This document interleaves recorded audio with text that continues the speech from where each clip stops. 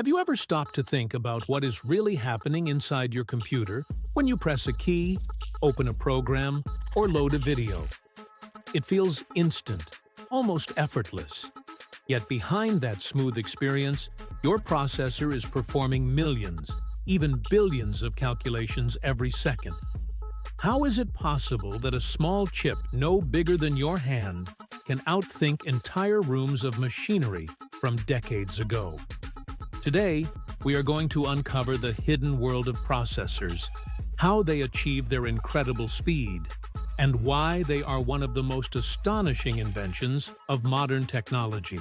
Stay with me until the end, because once you understand how these tiny pieces of silicon work, you will never look at your computer or phone the same way again.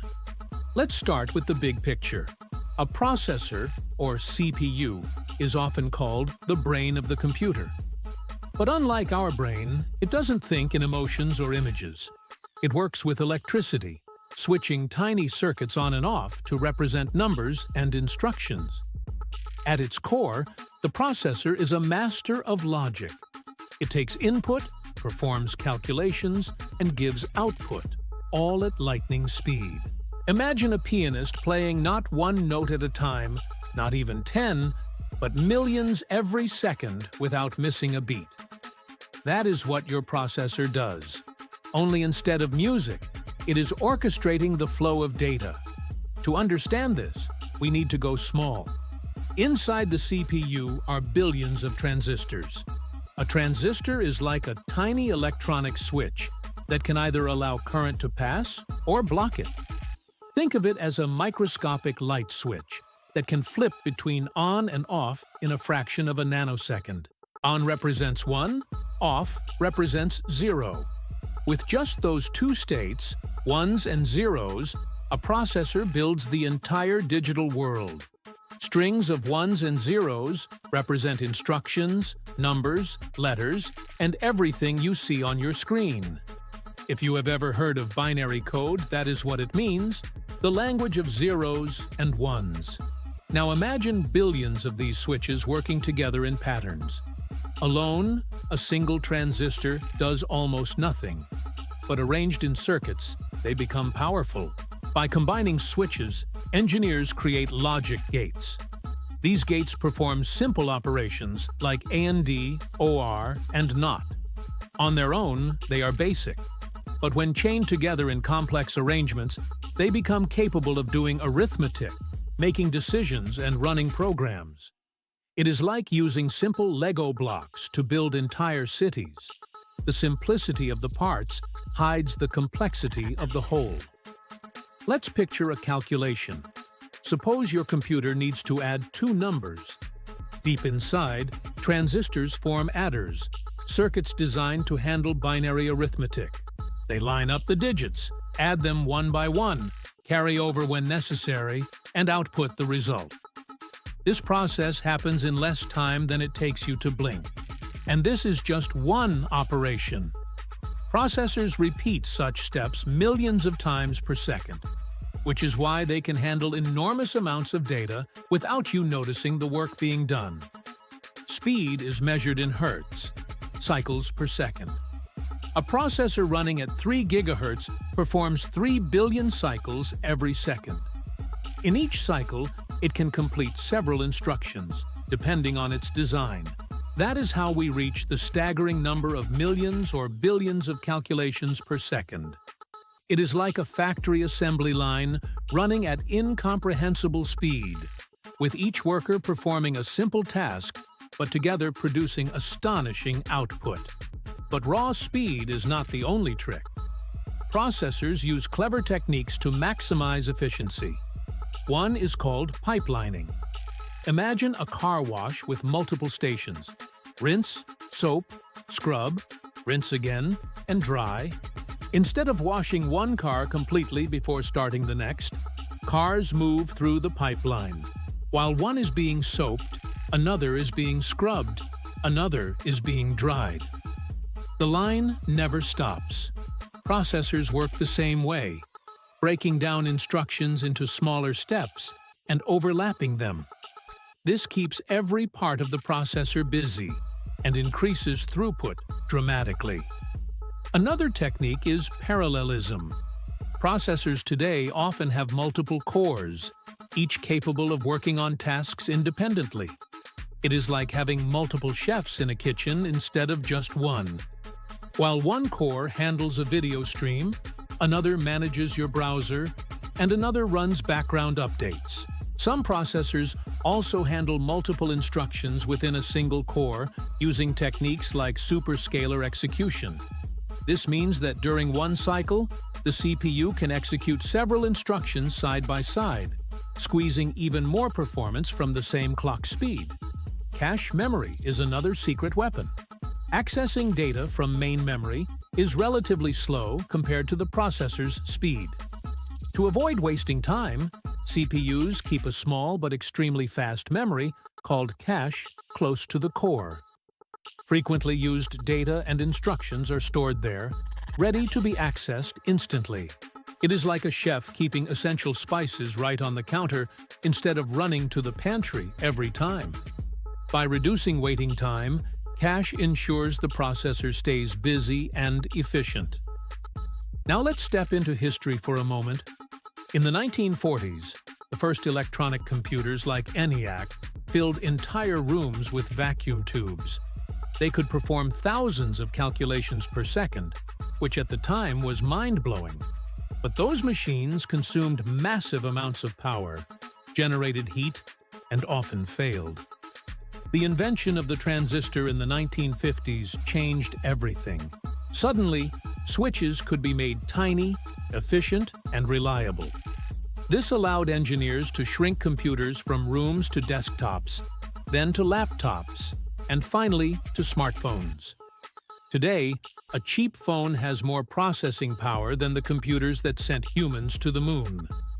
That leap is almost unimaginable, and it was driven by relentless progress in microprocessor design. Here's a fun comparison. Imagine if car technology had advanced at the same pace as processors. A car today would cost a few cents, go faster than the speed of sound, and consume almost no fuel. But physical machines face limits of materials and physics. Electronics, by contrast, could be miniaturized exponentially. This trend, known as Moore's Law, predicted that the number of transistors on a chip would double roughly every 2 years. For decades, that prediction held true, leading to exponential growth in performance. Though it is slowing today, new innovations continue to push boundaries. One fascinating detail is how processors manage instructions. Every program you run is made of countless instructions, each telling the CPU to perform a simple task. Fetch the instruction from memory, decode it to understand what to do, execute it, and store the result. This cycle, known as the instruction cycle, repeats endlessly, billions of times per second. Fetch, decode, execute, store. It is relentless, mechanical, and precise. Yet out of this simple loop emerges the complexity of software, games, apps, and the internet itself. It is proof of how simple processes, when scaled, can produce extraordinary complexity. But not all processors are the same.